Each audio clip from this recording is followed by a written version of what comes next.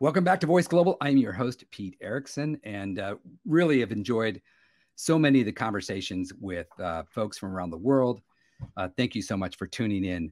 Our next conversation is around a topic that we haven't explored deeply yet here at Voice Global, but now is our opportunity, and it involves kids in the kids market. And as a father of two children, ages 9 and 10, who are really part of the Voice First generation, it's something that I care deeply about, and I find the conversation enlightening and gives me a lot of hope that there are companies like the company that we're about to talk to and the leaders of those companies at the helm. Please welcome to the stage Martyn Farrows, who is the CEO of Soapbox. Martyn, welcome to the Voice Global. Thank you, Pete. It's a pleasure to be here.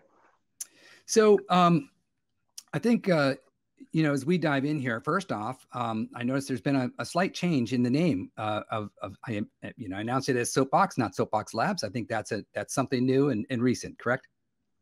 It is. It's new. Recently, we went to a rebranding exercise recently with a new logo, a new website, and we just shortened the name a little. The Soapbox Labs kind of entity still will exist in the sense that we use it now for kind of R&D efforts, but we're now Soapbox and Soapbox Educate and Soapbox Play, and we can talk a bit about that later on.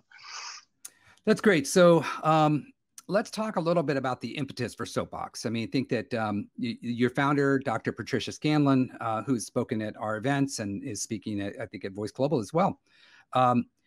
Let's talk about why the company was founded. What was the particular challenge that you all identified that needed to be solved? And I think the unique thing we want to call out is that Soapbox is a platform, and there was a need for like new technology around this market. Can you get into a little bit of the impetus?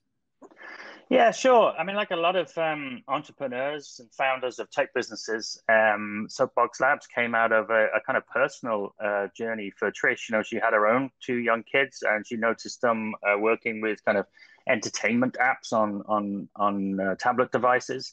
And in particular, her daughter at the time was going through that kind of early literacy stage. So kind of doing blending and decoding and letter sounds and kind of words and short sentences. And she figured out, the daughter that is, very quickly, that you can game a lot of these educational apps, right? So the app wasn't really kind of giving accurate feedback about what she was learning. And Trish, being a kind of 20 plus year experience in speech technologies, decided that she could do something about that, and set about building speech technology specifically for kids. That's fantastic. And so not only you built the core speech technology, then you build the applications on top of that, correct? Yeah, I mean, look, I think what became clear very quickly, and I first met Trish about 8 years ago, just as she was starting the business, was that there's really a need to build an ecosystem from the ground up in terms of speech technology for kids. So, starting really very simply with data, right? There was very little data out there. There was no public data sets that you could use to build a kind of state-of-the-art speech recognition system. So, we had to go and figure out ways to collect data, and then obviously the models on top of that, and then think about how to productize those models, first of all, through an API. So the API design was important. And we had to build a few kind of demo apps, end user apps ourselves, just to show how it could work. But that wasn't the business model. We wanted to be the platform that was voice enabling across applications, but not to be building the end user experience ourselves, because there are people out there that are excellent at that, and that's a whole different business. Right. So let's talk about some of the implementations. In what ways is Soapbox being leveraged by industry that you can share? Yeah, look, it's really interesting. So, a lot of our clients will come to us often having had a poor experience, either testing other voice tech or using it at home with the kids themselves, like similar to you, Pete. And I see it myself with my own kids. They see the challenges in terms of the behaviors, the accents, the ages, and so on. And the fact that, kids are not a kind of homogenous group, right? So, a 4-year-old is not half an 8-year-old, and a 2-year-old will behave differently to a 10-year-old, right? So you have to kind of come up with different and more imaginative ways of using voice that fit those kind of use cases. And so if we split it out in terms of our business, we have kind of 2 main areas that we focus on. So the play space, which is kind of toys and games in the entertainment business, and then the education space. And so I'll talk a little bit about each of those very, very briefly. In the toy space, we're doing all sorts of exciting things. So we've got a customer at the moment who's building basically like an escape room game with some very well-known characters from a cartoon. They're a broadcast brand. And you're basically navigating through the escape room by having a dialogue with the characters and getting them to fulfill and perform certain tasks and going from room to room. So that's a really creative and innovative use of the technology that brings the children out of a passive experience into a really engaging experience. On the education side, lots of different applications. The obvious ones like reading.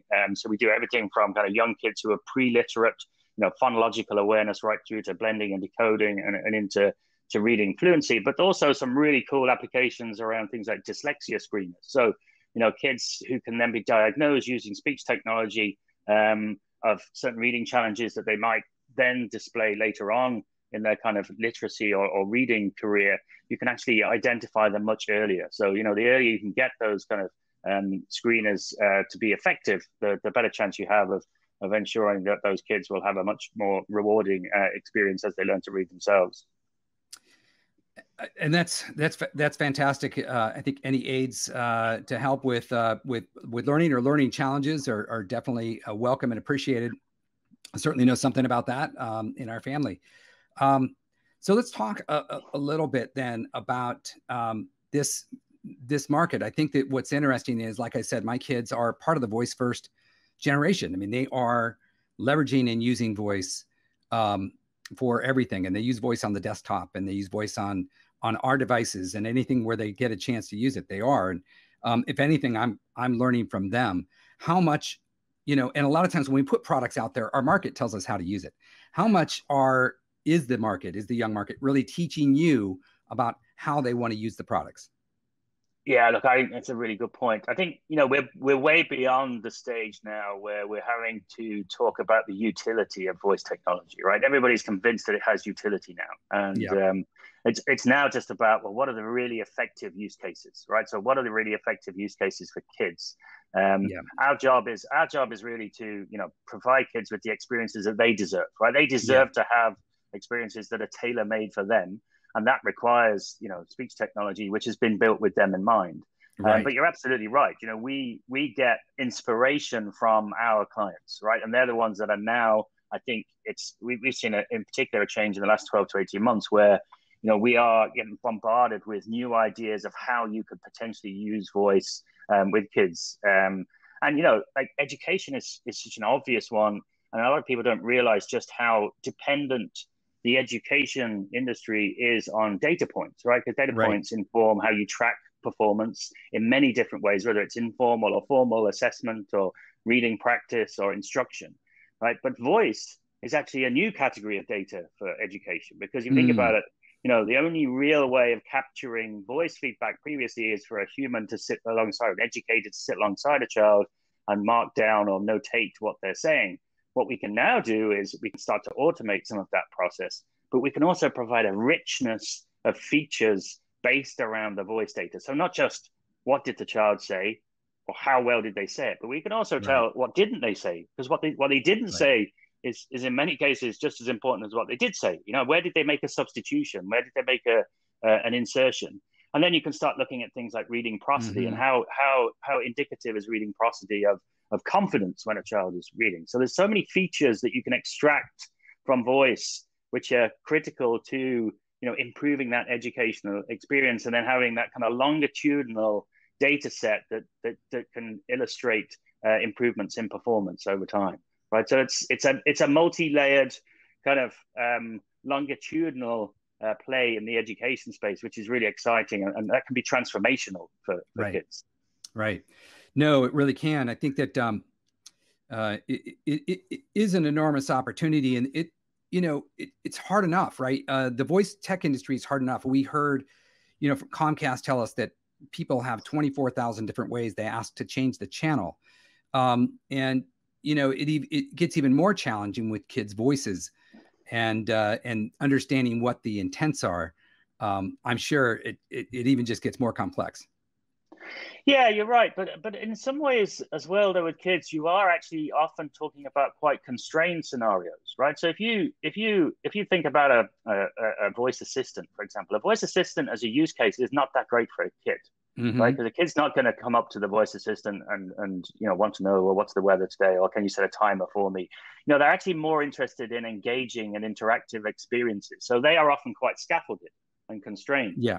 And so because of that, you can actually really drive the user experience in a much more predictable way in some ways. Once you have them entering into that kind of, it could be a make-believe world that they're entering into around storytelling, for Sure. example. Sure. So I think the use cases lend themselves to creativity with kids, but often with kind of constrained scenarios that allow you to really focus in on how engaging the experience can be. Mm-hmm. So the intent side of it, yes, it's really important, but you're not trying to boil the ocean. Like a lot of Right. smart assistants, the challenge they have is they're trying to boil the ocean, Sure. and therefore they're trying to address everything. Whereas with kids, you can actually be a little bit more specific and a bit more focused. Like I said earlier, like if you're building something for a 2-year-old, it's likely going to be a different experience than something you build for a 6-year-old or a 7-year-old. Right? Sure. So, the privacy issues are, we've been part of the mobile app generation, and certainly it's something that comes up all the time. And how does this differ for you as somebody who's addressing the K through 12 market? And yeah, how do you address it as a company? Do you get involved in advocacy? And certainly I see a lot of good things happening in this industry relative to the conversation, but would love to have you comment on that. Yeah, I mean, I think for us, privacy has been part of the DNA of the business since the beginning, right? Because you really don't have a choice, right? Because it is more regulated for kids, right? So there is, there's a requirement for you to address the privacy issue head on.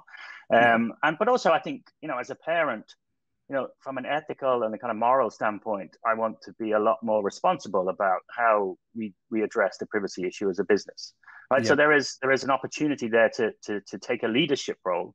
And I genuinely feel that, we hear a lot about regulation around privacy potentially impacting innovation. But actually, if that was true, we wouldn't exist, right? Because, we've had to innovate, but within that constraint around data privacy. So, I think it's becoming a mainstream concern. I think, even the announcement from Apple this week around taking Siri offline and doing their voice processing offline is a kind of game changer in many ways for the big tech companies. For us, from the beginning, it certainly wasn't cheaper or faster to do what we've done in terms of our privacy by design approach. But I think in the long run, it will be of benefit commercially because it will be seen as an advantage that we took early on. And it's a learning process, right? Building this ecosystem with privacy by design kind of ingrained in it has not been easy. But once you figure out the approach that you need to take, I think it can be a real asset for the business. Yeah, I think that as this market evolves, I think a lot of the conversations that we're having here at Voice Global is really about the maturation of the market, and it's nice to see these issues sort of being overcome, one by one. So where do you see the biggest growth in you call it the 2 through 12 market? Where do you see the biggest growth? Is it education? Is it gaming? Is it entertainment? Where do you see it going?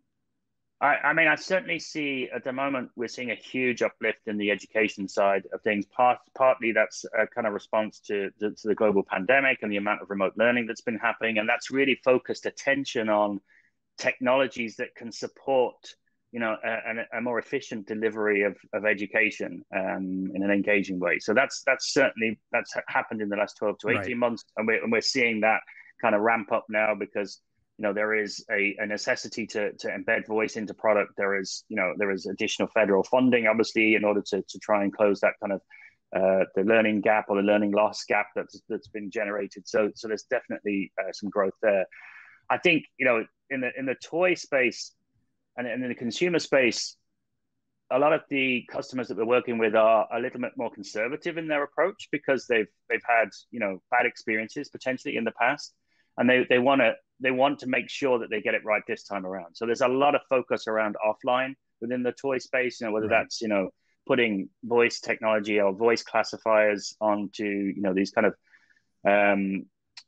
neural net chips that exist, so kind of embedded IoT type implementations of the voice technology, or whether it's taking it offline, via an SDK onto a device as well. So there's a big growth there.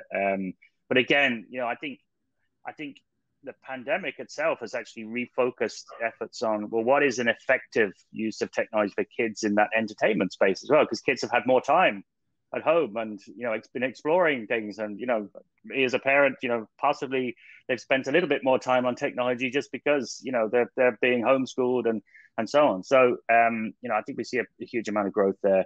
I think finally, just one final point on that is the kind of overall kid tech space and this desire to build a safe and secure ecosystem for kids around technology. I think that's going to be a huge growth area over the next 12 to 18 months. Yeah, I had one interviewer said that he felt like the pandemic accelerated the market by a year, maybe two. I don't know what your opinion is on that. Would love to know kind of how you feel the realities of the last year and the pandemic, how much they've accelerated the market. No, I think that's accurate. I think we kind of went through two phases commercially in the pandemic. So the first kind of 6 months there was a lot of activity was paused, just as people tried to figure out, right, what are we going to do? Like, how do we react to this? Yes. Because most businesses certainly weren't prepared for what happened, right? But then once they worked through those issues, figured out where the opportunities were, and then saw how to build solutions around those opportunities, then people put their foot on the gas again and the accelerator, and we're kind of up and away again. So I think that's probably accurate. Around a 12-month acceleration there is about right. Yeah, interesting. Curious if you have any insights though with regards to like what any predictions for 2022. Could be from any angle. Where do you see? Or we just had a funding with Verbit. They were valued over $1 billion. Would love to see Soapbox be one of our next unicorns. What do you see for the market in the next 12 to 18 months? Yeah, I think the privacy thing is not going away, right? I think that we'll end up. I think we'll double down on the privacy aspect of it, and I think that will become clearer. I also think that as a result of that, alternative and different business models will start to emerge, and there'll be winners and losers in that. So moving away from the kind of the domination of the sort of monetizing of personal data into other business models that can be supported through voice, Right. So I think that's going to be really interesting to see which of those, are they more service-based, business models? Yeah. Are they platform-based? How's that going to play out? I think that's going to be really, really interesting.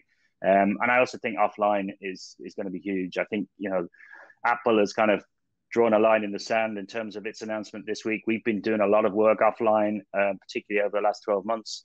And, it's coming up more and more, in particular in conversations with customers where they're looking for offline solutions, even if they're more constrained, even if they're a little bit more restricted, they're happy with that.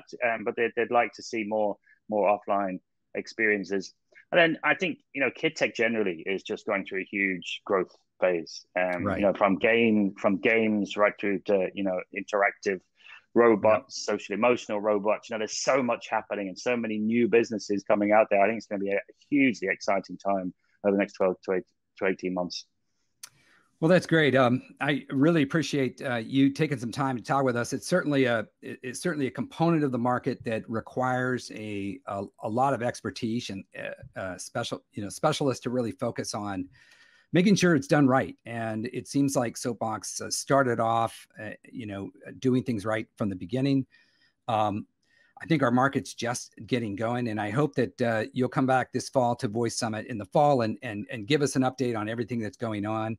And just a hint, we are going to be doing something in person. So hopefully travel will be easy for you all to come over and hang out with us in the fall. I will certainly look forward to that. And the travel piece, I think somebody asked me yesterday, do you miss the travel? I said, well, it's not that I miss the travel. I miss the people that I meet when I get to travel. That's right. And so that's the bit we're looking forward to. So and that's why we do this. I can't wait. Exactly. That's why we do this. We hear testimonials all the time about things that happen at our conferences, people that meet each other. And that's what makes it worthwhile and everything that we do. We've been stuck at home now for too long. And so we look forward to getting back together.